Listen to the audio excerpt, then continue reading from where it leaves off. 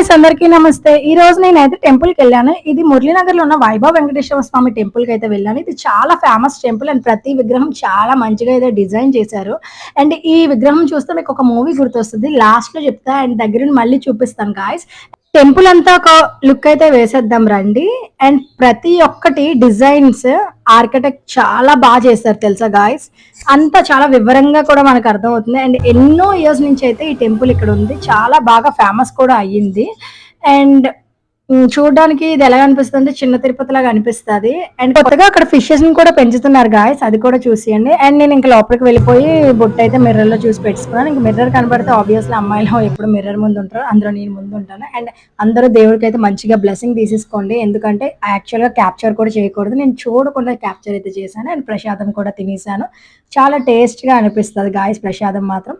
And ప్రశాంతంగా ఒక 20-30 minutes గుడిలోనే కూర్చున్నాను. గుడిలో ఎంతసేపు కూర్చున్న టైం అయితే తెలియదు.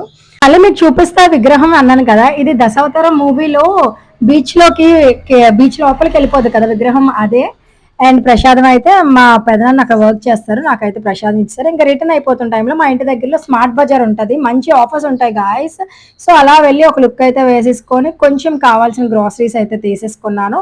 బ్యాగ్ తెచ్చుకోదు ఎలాగనుకున్నాను, నా డిక్కి కరెక్ట్ గా క్యారీ బ్యాగ్ లా సరిపోయింది.